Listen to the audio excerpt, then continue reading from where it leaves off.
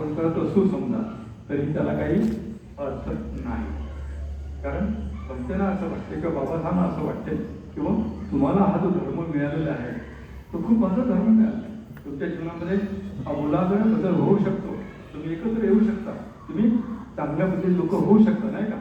तर ते आचरण केलं. आणि आचरण करणं म्हणजे नुसतं शब्द नाही होत.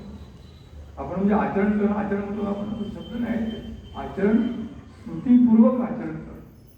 सध्या कुठं आहे, कुठं जायचं आहे आणि कसं जायचं आहे हा हे जर तुम्हाला माहीत नसेल तर आचरण कसं काय कामाचं आहे? तुम्ही काय करणार नाही? तुम्हाला तुमचं आणि आता हे असं म्हणतो मी आता मला महाव्यात यायचं आहे, कोणी इकडनं आला असेल, कोणी इकडनं आला असेल, कोणी तिकडनं एका ठिकाणी यायचं ना. पण मार्ग पण तो मैत्री मार्ग आहे, जबरदस्ती नाही. तुमच्यामध्ये जे काय उत्पन्न झालं त्याला तुम्ही जबरदस्तीने दाबून ठेवू शकत नाही.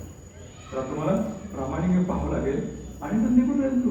जर तुम्ही शांत झाला नाही, मी काय म्हणतो, जर तुम्हाला कोणी बोललं आणि तुम्ही थोडं थांबून उत्तर दिलं समजा 2 सेकंद, तर काय होणार नाही? काय होणार?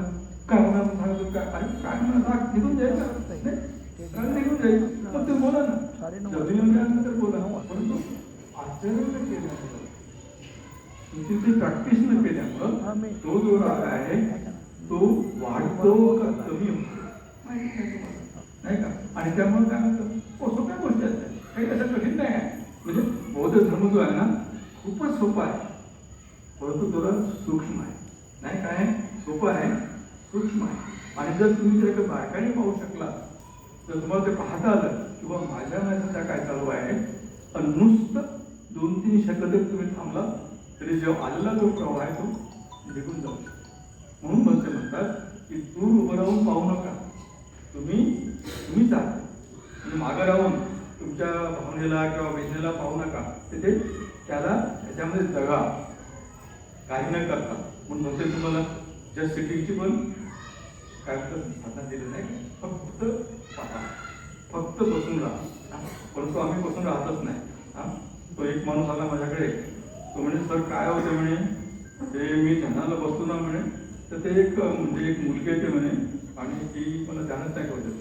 अरे बाबा, तर मग काय करायचं? नाही काय नाही म्हटलं, त्याला सांगायचं की बाबा खूप सुंदर दिसते, हां तुझा रंग चांगला आहे, ती साडी पण चांगली आहे नाही का, तुझी फिगर सुद्धा चांगली आहे वगैरे वगैरे हे सगळं. पण आता तू काय करत थोडं बस, म्हणजे मी ध्यान करायचं बोलू आपण. तर तो आला नंतर, सर जमलं म्हणे, जमलं.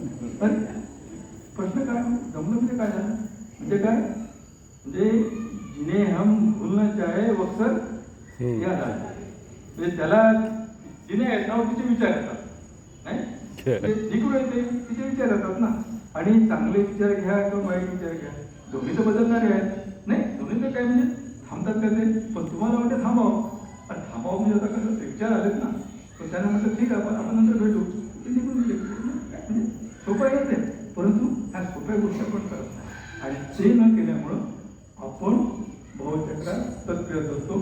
आणि आपण केव्हा करतो मग, जेव्हा कर कर कर कर कर चित्र चक्र, तेव्हा आपल्याला समजते का आपण चुकलो म्हणा, मग त्याला बाहेर कठीण जातं नाही का. म्हणून मला वाटतं की खूप सोप्या गोष्टी आहेत, त्या गोष्टी जर आपण करत आलो समजा तर आपण खऱ्या अर्थाने बौद्ध बनू शकतो. आणि खऱ्या अर्थाने बुद्धीची जी जयंती आहे किंवा बुद्धीचे जे 100 वर्ष म्हणतो आपण, त्याचा आपण साजरा करत आहोत, त्याचं खरं श्रेय आपल्याला नाही का. त्याचं काय होणार, मला वाटतं ह्या ज्या काही बाबी आहेत त्या बाबी जरा खूप महत्त्वाच्या आहेत.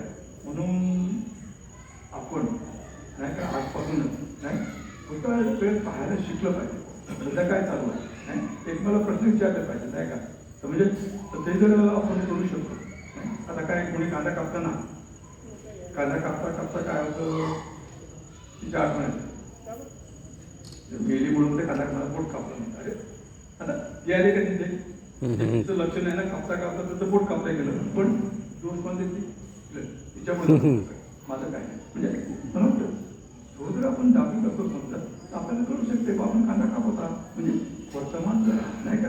म्हणजे ते म्हणतात ना आनेवाला पल त्यानेवाला नाही का. परंतु तुम्ही या यामध्ये जर तुम्ही जगला तर तुमचं काय होईल, तुमचं भविष्य काय सांगणार नाही का. म्हणजे म्हणतात ना की बा म्हणजे भूतकाळाचा परिणाम म्हणजे वर्तमान काळ आहे, हा?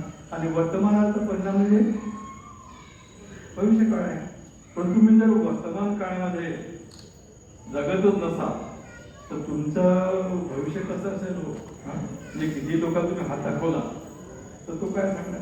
तुम्ही जर वर्तमान जगत नसाल तर भविष्य तुमचं चुकीचं असणार नाही. म्हणून मला वाटतं हा जो मुद्दा आहे ना, बुद्ध खूप स्पष्ट सांगतात आणि भक्तांनी खूप चांगल्या पद्धतीने सांगण्याचा प्रयत्न केला की तुम्ही बुद्ध धर्माचं आचरण करू शकता